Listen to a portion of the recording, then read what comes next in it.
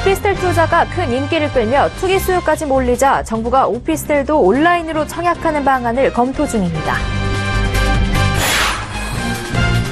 최근 증시가 연일 호황을 보이자 상반기 매각을 추진하던 중소형 증권사들이 잇따라 매각을 늦추고 있습니다.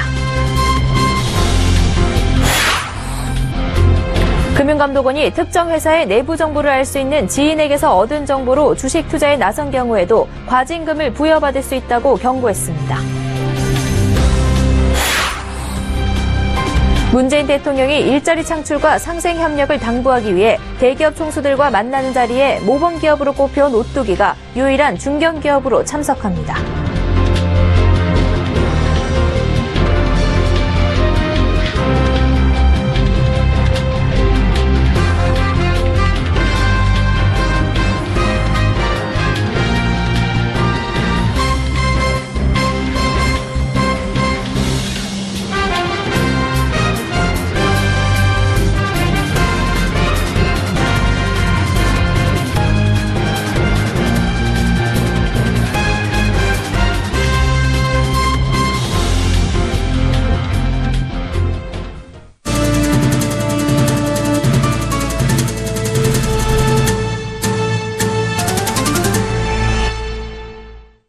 시청자 여러분 안녕하십니까? 센 경제 현장 양한나입니다. 아파트 청약 시장에 규제가 가해지자 오피스텔 청약에 투기 수요가 갈수록 몰리고 있습니다. 오피스텔 청약엔 청약 통장이 없어도 되고 무주택 여부도 따지지 않습니다. 게다가 전매 제한도 없어 투기 수요들이 몰리고 있는 건데요. 업계에선 오피스텔 청약자 60% 이상을 투기 수요로 추산하고 있습니다. 보도에 정창신 기자입니다. 인천 연수구에서 내일까지 청약 접수를 받는 힐스테이트 더 테라스 오피스텔 모델하우스 앞입니다. 현대건설이 2,784가구의 오피스텔을 분양하는데 비 오는 궂은 날씨에도 청약 접수를 위해 수백 미터의 줄이 생겼습니다. 이곳 오피스텔 앞에는 청약자들이 20시간씩 넘게 줄 서 접수하고 있고 도로엔 불법 주차된 차량들로 아수라장입니다. 업계에선 건설사들이 오피스텔 청약 때 흥행 과실을 위해 현장 접수를 받고 있는 것으로 분석했습니다. 지난 6월 현대 엔지니어링이 하남 미사지구에서 청약한 힐스테이트 미사역 오피스텔엔 2011가구 모집에 91,771건이 접수했습니다. 4월 한화건설이 수원 광교 신도시에 청약한 광교 컨벤션 꿈에 그린 오피스텔은 746가구 모집에 64,749건이 청약했습니다. 이들 모델하우스 접수 때도 최대 20시간씩 대기 행렬이 생기기도 했습니다. 청약자들의 불만이 커지자 정부는 오피스텔도 온라인 접수를 유도하는 방안을 검토 중입니다. 국토교통부 관계자는 오피스텔 청약 문제점에 대해 공감하고 있다면서 건설사들의 참여를 유도할 수 있는 방법을 검토 중이라고 말했습니다. 아파트 청약 때처럼 금융결제원의 아파트 투유 사이트로 청약 접수를 받으면 되는 만큼 시스템도 이미 갖춰져 있습니다. 업계에선 오피스텔 청약자의 60% 이상을 웃돈을 받고 팔거나 전매 차익을 노린 투기 수요로 추산하고 있습니다. 실수요는 40%도 채 안 된다는 뜻입니다. 정부가 부동산 시장 과열을 막기 위해 과열 지역의 무주택자만 청약할 수 있도록 했고 입주 시점까지 전매 금지를 하는 등의 규제책을 내놨지만 오피스텔 시장은 규제에서 비켜나 있습니다. 투기 수요가 몰리는 이유입니다. 서울경제TV 정창신입니다. 올해 상반기 매각을 추진하던 중소형 증권사들이 잇따라 매각을 늦추고 있습니다. 증시 호황의 수익 개선이 기대되면서 몸값을 더 키운 뒤에 매각에 나서도 늦지 않을 것이란 판단이 원인으로 작용했습니다. 김성훈 기자입니다. 하이투자증권은 지난해 경영권 매각을 위해 예비 입찰까지 진행했지만 최근 매각을 늦추는 쪽으로 방향을 틀었습니다. 하이투자증권의 경우 올 상반기에만 보유 중인 400억 원 규모의 대우조선해양 회사채의 75% 정도를 손실로 인식하고 지난 5월 단행한 희망퇴직의 위로금까지 지급해야 하기 때문에 385억 원 정도의 비용이 들 것으로 예상됩니다. 증시 호황에 힘입어 이 비용을 청산하고 회사 가치를 높여 다시 매각에 나서는 것이 하이투자증권의 보관인 것으로 분석됩니다. 이베스트 투자증권도 지난달 아프로서비스그룹과의 본계약 협상을 보류한 이후 경영권 매각을 재검토하고 있습니다. 매도자와 매수자 간 가격 차이가 크고 아프로서비스그룹의 대주주 적격성 심사 통과 여부가 불확실했던 것이 M&A 무산의 원인으로 지목되지만 매각을 재검토하는 데에는 증시 화랑이 한 몫을 한 것으로 풀이됩니다. EBS 투자증권의 경우 올 1분기 순이익이 약 67억 원으로 지난해 같은 기간보다 34%가량 느는 등 비교적 양호한 실적을 보이고 있기 때문에 2,450선을 넘는 코스피 호황을 기회로 몸값을 더 높여 다시 인수 협상에 나설 것으로 보입니다. 2년째 매각을 추진하고 있는 골든브릿지 증권도 연초 대비 주가가 65%가량 오르는 등 증권업종의 주가가 증시 활용으로 크게 상승하면서 몸값 상승에 대한 기대감이 인수합병 대기 중인 증권사들의 매각 일정을 늦추고 있습니다. 하지만 증시 상승이 증권사의 수익으로 직결되는 것은 아니고 증시가 언제 조정 국면에 들어설지 알 수 없어 마냥 매각을 늦출 수는 없어 보입니다. 업계에서는 공정거래법에 따라 오는 8월 2일까지 매각을 완료해야 하는 SK증권의 움직임을 보며 중소증권사들이 매각 속도를 조절할 것으로 내다보고 있습니다. 서울경제TV 김성훈입니다. 금융감독원이 올 상반기 적발한 불공정거래 행위 중 일반 투자자가 연루된 사례 등을 공개하고 투자자들의 주의를 당부했습니다. 투자할 때 흔히 지인을 통해 들은 정보를 활용하는 경우가 많은데요. 지인이 특정 회사의 중요 내부 정보를 알 수 있는 지위에 있다는 걸 아는 상황에서 전해 들은 내용으로 투자를 했다간 과징금을 부여받을 수 있습니다. 정은규 기자입니다. 금융감독원에 따르면 한 비상장 회사의 임원이 업무 중 얻은 정보로 상장사 주식을 사들여 3억 1천만 원의 부당이득을 취했다 적발됐습니다. 이 임원은 해당 상장사의 내부자는 아니지만 본인 회사와의 합병을 검토하던 담당자로 준내부자에 해당합니다. 준내부자는 상장사와 계약을 체결, 교섭하고 있는 자 등으로 미공개 정보 이용 시 내부자와 마찬가지로 처벌 대상이 됩니다. 금감원은 이 같은 미공개 정보 이용을 포함해 올 상반기 중 29건의 불공정거래 행위를 적발해 검찰에 이첩했다고 밝혔습니다. 유형별로는 미공개 정보 이용이 12건으로 가장 많았고 시세 조정, 지분보고 위반 등이 뒤를 이었습니다. 특히 최근 미공개 정보 이용 사건 비중이 크게 늘었는데 일반 투자자들도 연루될 수 있어 주의가 필요합니다. 상장사의 내부자나 준내부자가 아니더라도 이들을 통해 내부 중요 정보를 전달받아 투자했다면 일반인도 처벌 대상입니다. 금감원 관계자는 지인이 특정 회사 내부 정보를 알만한 지위에 있음을 인지한 상황에서 전해들은 미공개 정보를 이용할 경우 부당이득의 1.5배 이하의 과징금을 부여받을 수 있다고 밝혔습니다. 소문 등을 들었을 뿐이라는 변명을 할 수 있지만 예를 들어 회사 대표 부인의 친구 등 구체적인 인적 연결고리와 주식 매수 시점 등으로 충분히 혐의를 입증할 수 있다는 설명입니다. 이 밖에 주요 적발 유형으로는 비상장 회사 대표이사가 상장 계획이 없음에도 상장을 추진한다는 허위 정보를 흘려 투자자들을 현혹한 뒤 보유 주식을 매도한 사례가 있었습니다. 서울경제TV 정은규입니다.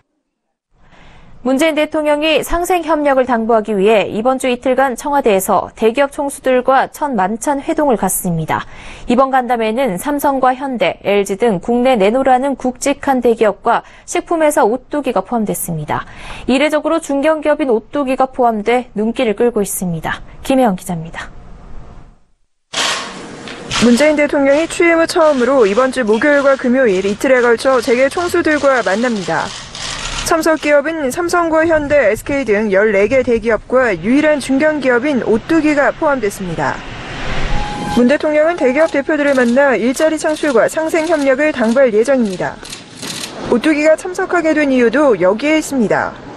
오뚜기는 상생 협력, 일자리 창출에서 모범적인 기업으로 꼽혀왔기 때문입니다. 실제 오뚜기는 정규직 비중이 가장 높은 기업 중 한 곳입니다. 오뚜기의 전체 직원 3,099명 중 비정규직은 36명, 비정규직 비율이 1%대에 불과합니다. 즉 문정부가 추진하고 있는 비정규직의 정규직화가 오뚜기의 경영 방침과 맞아떨어진 셈입니다. 또 함영중 회장은 함태호 명예회장으로부터 지분을 상속받으면서 1,500억 원대의 상속세금을 5년에 걸쳐 등납했습니다. 세금을 줄이기 위한 재벌 2, 3세들의 편법 상속 논란이 빈번하게 발생하는 상황에서 보기 드문 사례로 꼽힙니다. 또 최근 식품 가격 인상이 계속됐지만 오뚜기는 라면 가격을 올리지 않아 소비자들의 칭찬을 받기도 했습니다. 실제 오뚜기의 지난해 매출은 2조 원대. 수백조 원 매출의 다른 대기업들에 비해서는 규모가 작지만 이른바 착한 기업 이미지가 부각되며 모범 사례로 별도 초청된 겁니다. 이를 두고 대기업들 사이에서는 정부의 정책 기조인 일자리 창출과 상생협력 성과를 기준으로 참석 기업들을 구분짓는 것 아니냐는 관측도 나옵니다. 첫날 참석할 것으로 보이는 오뚜기와 다른 그룹에 속하면 사실상 질책 대상으로 비칠 수 있다는 우려도 적지 않은 상황. 결국 청와대가 오뚜기를 특별 초청한 건 대기업에 대한 무언의 압력이 아니냐는 분석이 나오는 이유입니다. 서울경제TV 김혜영입니다. 지난주 삼성전자를 시작으로 이번 주부터 2분기 실적 발표가 본격적으로 이어집니다. 특히 지난 2분기는 사드 보복에 대한 타격이 가시화된 기간이라 사드 관련주에 관심이 쏠리고 있습니다. 이보경 기자입니다. 내일부터 올 2분기 실적 발표에 들어가는 화장품 업계. 고고도 미사일 방어 체계로 인한 중국의 보복이 2분기부터 온전하게 반영되기 때문에 수익성 악화가 더 커질 것으로 예측됩니다. 사드에 대한 보복은 올 1분기부터 나타났지만 중국인 단체 관광객에 대한 방한 금지 조치가 올해 3월 15일부터 본격적으로 시작됐기 때문입니다. 한국투자증권은 아모레퍼시픽과 LG생활건강의 올 2분기 합산 매출액이 8%, 영업이익은 33% 감소할 것으로 전망했습니다. 특히 전문가들은 화장품 비중이 높고 면세점 매출 비중이 20%를 웃도는 아모레퍼시픽의 경우 LG생건보다 큰 타격이 예상된다고 내다보고 있습니다. 연이어 악재가 터지고 있는 면세점도 사드 직격탄을 피하기는 어려울 것이라는 분석입니다. 한국면세점협회에 따르면 지난 5월 유커를 포함한 전체 외국인 고객 수는 전년보다 42%나 줄었지만 보따리 상인 따이공의 구매가 2배나 늘면서 면세점 전체 매출은 오히려 증가했습니다. 그러나 유커 감소로 그 빈자리를 채우고 있는 따이공에 대한 의존도가 높아지면서 이들에 대한 할인율이 30%에 달할 정도로 커지고 있습니다. 따라서 매출 증가에도 불구하고 영업이익의 감소는 이어질 것이라는 분석이 나옵니다. 더 큰 문제는 사드 배치로 인한 중국의 보복이 언제쯤 회복될지 미지수라는 점입니다. 신정부 출범 이후 한중 화해무드를 기대했지만 사드 문제는 북핵을 둘러싸고 미국과 중국의 힘겨루기가 계속되면서 한중 관계는 여전히 불투명해 보이기 때문입니다. 서울경제TV 이보경입니다. 국제통화기금 IMF가 올해 세계 경제성장률 전망치를 3.5%로 유지했습니다. 내년 경제성장률도 이전과 동일한 3.6%로 전망했습니다. IMF의 모리스 옵스펠드 수석 이코노미스트는 세계 경제는 유럽과 중국 등 신흥경제국의 성장에 힘입어 올해와 내년 회복세를 이어갈 것이라고 밝혔습니다. 그러면서 미국의 규제와 브렉시트 협상, 중국의 금융위험, 예상보다 빠른 미국의 금리 인상 같은 불확실성 위험 요소가 있다고 전제했습니다. 미국의 올해 성장률을 기존 2.3%에서 0.2%포인트 하락한 2.1%로 제시했고 중국의 올해 성장률은 이전보다 0.1%포인트 높은 6.7%로 조정했습니다. 미국과 중국의 내년 성장 전망치는 각각 2.1%와 6.4%를 제시했습니다. 아르바이트생 절반 이상이 최저임금 인상으로 인해 일자리가 줄어들 것을 걱정하는 것으로 조사됐습니다. 아르바이트 포털 알바몬에 따르면 최근 아르바이트생 3,955명과 고용주 656명을 대상으로 실시한 설문조사에서 최저임금 인상과 관련해 걱정거리가 있느냐는 질문에 아르바이트생 72.9%와 고용주 90.5%가 각각 그렇다고 답했습니다. 아르바이트생 가운데서는 일자리 축소를 최대 걱정거리로 꼽은 응답자가 51.8%로 가장 많았고 이어 고용주의 최저임금 미준수가 46%, 아르바이트생 고용 축소로 업무량 증가가 34.3%, 최저임금 인상에 따른 물가 상승이 23.7% 순으로 나타났습니다. 코스피가 연일 사상 최고치를 경신하면서 거액을 굴리는 큰손개미들의 주식시장 참여가 늘고 있습니다. 한국거래소에 따르면 올해 상반기 유가 증권시장에서 개인 투자자의 1억 원 이상 주문은 하루 평균 9,086건으로 작년 동기보다 6.97% 증가했습니다. 상반기 전체 개인 주문 건수는 하루 평균 272만 6,456건으로 작년 상반기보다 3.77% 줄었습니다. 총 주문 건수 중 개인 비중도 작년 상반기 52.43%에서 올해 상반기 50.31%로 떨어졌습니다. 결국 일부 큰손 투자자를 빼면 개인들의 주식 투자가 본격적으로 확산하지는 않고 있는 것으로 풀이됩니다. 상반기 개인의 주문 건수 중 1억 원 이상 주문이 가장 많이 몰린 종목은 삼성전자로 비율로는 3.57%를 차지했습니다. 국내 상장사의 감사위원회가 여전히 거수기 역할을 하고 있는 것으로 나타났습니다. 회계법인 삼성 KPMG의 감사위원회 지원센터 ACI 조사에 따르면 국내 상장사 감사위원회가 작년에 의결한 의결안건 1,686건 가운데 수정 가결되거나 부결된 건수는 8건에 불과했습니다. 거의 대부분 안건을 원안 그대로 통과시켜 거수기 역할에 충실했습니다. 작년 국내 상장법인 감사의 평균 보수는 4,865만 원, 감사위원은 4,460만 원인 것으로 집계됐습니다. 이는 미국과 영국 주요 기업의 20에서 50% 수준으로 ACI는 이에 대해 국내 감사위원회의 회의 개최 횟수와 투입 시간이 선진국보다 제한적이기 때문이라고 분석했습니다. 기획재정부는 다음 달 중으로 총 3조 5천억 원 규모의 국고채를 3차례에 걸쳐 조기 상환하겠다고 밝혔습니다. 코스피는 오늘 전날보다 0.06% 오른 2,451.53으로 장을 마치며 8일째 사상 최고치 행진을 이어갔습니다. 현대차의 신형 그랜저가 작년 11월 22일 출시 후 지난 21일 현재까지 누적 판매 대수 98,713대를 기록해 이달 말께 누적 판매 10만 대를 돌파할 전망입니다. 온라인 쇼핑 사이트 티보는 생필품 코너의 매출을 분석한 결과 이달 1일에서 20일 냉동과일 매출이 4월 같은 기간보다 219%, 손질 채소 매출은 102% 증가했습니다.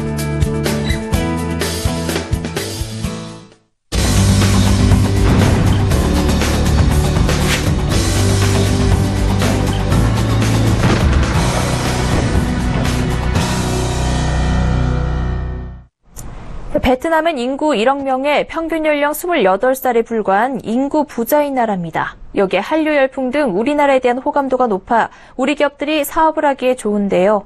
하지만 베트남 고유의 문화적 특성이 있기 때문에 준비 없이 만만하게 보고 들어가면 실패하기 십상입니다. 이런 베트남 시장에서 10년간 발품을 팔며 우리 중소기업의 베트남 진출을 도와온 베트남 전문가가 있습니다. 바로 비즈니스 코퍼레이션의 고재경 대표인데요. 서울경제TV는 중소기업의 해외 수출 지원 천병 역할을 하고 있는 기업들을 시리즈로 소개하고 있습니다. 오늘은 고재경 대표를 이보경 기자가 만나봤습니다. 충남 천안의 치킨 양념 공장. 양념들이 자동화된 공정을 따라 차례차례 포장되고 있습니다. 국내 시장에서는 잘 알려진 회사지만 해외 수출 성과는 미미합니다. 새로운 도약을 위해 수출길 모색에 나섰지만 해외 각국의 수입 허가를 받는 절차가 까다로워 수출길 개척에 진척을 보이지 못했습니다. 하지만 이 회사가 비즈니어 코퍼레이션을 만난 뒤 수출길에 파란불이 켜졌습니다. 베트남이 요구하는 인증을 다 받으려면 많은 시간이 필요하다는 점이 수출길 개척의 장애물로 작용했었습니다. 하지만 비즈니어 코퍼레이션이 저희를 대신해 수입 인증과 수출 업무 전반을 진행해줘서 베트남 수출길이 활짝 열릴 것으로 예상합니다. 중소기업의 베트남 진출을 돕고 있는 비즈니어 코퍼레이션의 고재경 대표. 고 대표는 국내 대그룹 계열의 상사 여러 곳을 거치면서 수출입 업무를 익혔습니다. 지인의 회사에서 베트남 수출 사업에 참여하면서 베트남 시장의 가능성에 주목했습니다. 2008년 베트남 기저귀 공장에서 기저귀 원료를 수출하면서 베트남 첫 수출 실적도 올렸습니다. 시간이 지나면서 기저귀 생산에 필요한 원자재 수출 범위를 넓히고 수출 금액도 2010년에는 20억 원에 달할 정도로 회사도 키워나갔습니다. 한편으로는 터키와 러시아, 우루과이, 아르헨티나, 중동 지역 등으로 수출 지역을 넓히면서 수출 금액도 2012년에 75억 원을 넘기도 했습니다. 또 베트남에서 생산된 홍차와 녹차 등의 농산물을 러시아로 수출하는 3국 간 무역 업무로 사업 영역을 확장하면서 베트남을 수출입 업무의 중심으로 삼았습니다. 수출입 품목 확대를 위해 베트남에서 생산된 건조과일과 냉동과일을 한국에 수입해 판매하면서 비즈니어 코퍼레이션의 매출은 급상승하기 시작했습니다. 오히려 고객사들이 해외 각국에서 생산되는 과일과 농산물을 수입해달라는 요청이 쇄도해 수출입 품목이 꼬리에 꼬리를 물며 늘어났습니다. 올해 수출 목표액은 100억인데요. 베트남은 빠르게 성장하는 생산 기지이자 소비 시장이기 때문에 저희가 경쟁력 있는 중소기업 제품을 확보한다면 충분히 목표 달성이 가능하리라고 생각합니다. 베트남에 탄탄하게 구축해놓은 판매 네트워크는 고 대표의 가장 큰 자산입니다. 베트남에서는 아직 전통시장과 동네 슈퍼 등의 유통 채널이 차지하는 비중이 80%에 달해 대형 마트나 백화점 등의 유통 채널보다 압도적으로 많습니다. 따라서 베트남 시장 공략을 위해서는 이 두 채널의 판매 루트를 동시에 갖추는 것이 중요합니다. 특히 전통시장과 같은 개인 사업자는 하나하나 관리하기가 어려워 이들에게 물건을 공급하는 디스트리뷰터와의 관계를 잘 구축하는 것이 중요합니다. 고 대표는 철저한 시장 조사와 질 좋고 다양한 상품군으로 문을 두드리며 10년간 돈독한 신뢰를 쌓았습니다. Chúng tôi rất là mong muốn được hợp tác với Big-Nia bởi vì là Big-Nia luôn luôn là đem đến giới thiệu những cái nguồn hàng phong phú và phù hợp với thị trường Việt Nam. 또 최근 고 대표는 매출 확대와 함께 베트남 현지 시장 공략을 강화하기 위해 현지에 독자 법인을 설립해 한국산 제품을 베트남 현지에서 유통하는 사업도 시작했습니다. 수입자에게 의존하는 그런 수출이 아니라 베트남 내수 시장을 직접 공략을 하면서 독자적인 유통 채널을 구축하기 위한 그런 전략으로 법인을 설립하게 됐습니다. 고 대표가 특히 공을 들이고 있는 것은 베트남 현지의 프랜차이즈 회사 구매 담당자들을 대상으로 한국 식음료를 직접 맛보고 구매할 수 있는 쇼룸입니다. 제품에 대한 확신을 가지고 있지만 많은 품목을 한 번에 보여주기 힘들다는 문제를 해결하기 위해 쇼룸을 만들었습니다. 50개가 넘는 품목을 바이어가 한 번에 볼 수 있게 해 계약 성사 가능성을 높였습니다. 또 현지 시장 조사를 통해 베트남 사람들의 입맛에 맞는 레시피도 개발해 맛볼 수 있게 하니 반응이 뜨겁습니다. 쇼룸에서는 여러 가지 제품을 동시에 고객들에게 보여드릴 수가 있고요. 판매뿐만 아니라 고객들과 레시피를 같이 개발하면서 소통의 장으로 활용할 수가 있어서 고객들의 반응이 아주 좋습니다. 연 6%가 넘는 고공성장을 이어나가면서 제2의 중국으로 불리는 베트남 시장에서 고 대표는 분주한 발걸음을 옮기며 한국 중소기업의 기회의 문을 열어나가고 있습니다. 베트남 호치민에서 서울경제TV 이보경입니다.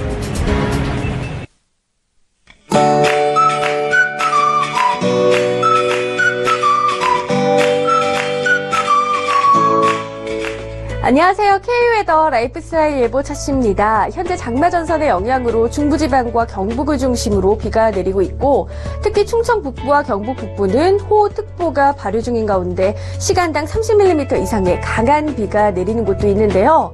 충북 제천으로는 벌써 74mm의 비가 관측됐고요. 경기 안성으로도 66.5mm의 비가 쏟아졌습니다. 저녁에는 그 밖에 남부지방으로도 점차 비가 확대되겠고요. 전국적으로 돌풍과 천둥, 번개를 동반한 비가 이어지겠습니다.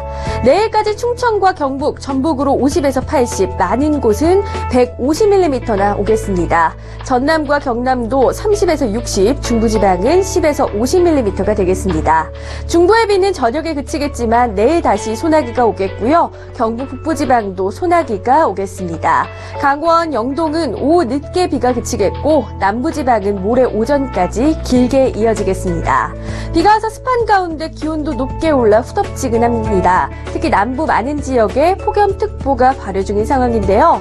밤에도 25도 이상으로 더워 열대 현상이 나타나겠고요. 내일 한낮에는 서울, 광주 33도까지 오르겠고요. 일부 지역에서는 폭염의 기준인 33도 이상이 나타내는 곳도 있겠습니다. 높은 기온에 남부지방으로는 장마전선의 영향으로 비가, 중부는 대기 불안정으로 소나기가 오면서 습하기 때문에 불쾌지수도 높겠습니다. 다음은 자세한 지역별 내일 날씨를 나절 예보를 통해서 살펴보겠습니다. 중부지방 소나기가 오겠고 덥겠습니다. 한낮에 서울, 대전 33도로 후덥지근하겠습니다. 동해안은 늦은 오후까지 장맛비가 내리겠고 한낮에 강릉 27도로 오늘보다 높겠습니다. 남부지방 종일 장맛비가 이어지는 지역이 많겠습니다. 낮 기온 광주 33도가 예상됩니다. 해상으로도 비가 오는 곳이 있겠고요. 특히 동해상으로는 파고도 최고 2.5m로 높게 있는 곳이 있겠으니까요. 항해하거나 조업하는 분들은 유의하시기 바랍니다. 또 금요일까지는 달이나 태양의 인력으로 인해 바닷물의 높이가 높은 기간입니다. 서해안과 남해안 저지대에서는 만조시 침수 피해가 없도록 각별히 유의해 주시기 바랍니다. 모레 오전에 남부지방의 장맛비마저 그치고 나면 금요일까지는 수강 상태를 보이겠고요. 토요일에 또다시 중부지방으로 장맛비가 올 전망입니다. 날씨였습니다. 센 경제 현장 여기까지입니다. 시청해주신 여러분 고맙습니다.